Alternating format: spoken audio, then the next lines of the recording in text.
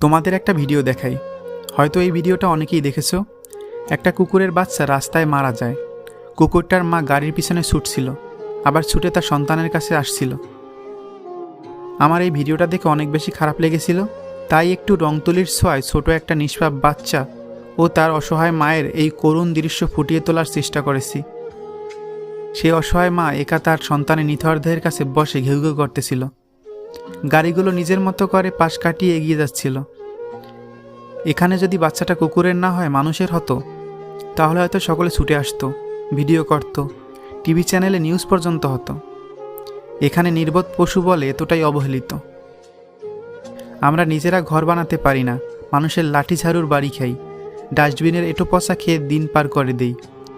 রাতের বেলা রাস্তার একপাশে চুপটি করে শুয়ে থাকি, দিনের বেলা রাস্তার এদিক সেদিক ঘুরে বেড়াই। তাই বলে তোমরা আমাদের এইভাবে পিষে ফেলবে?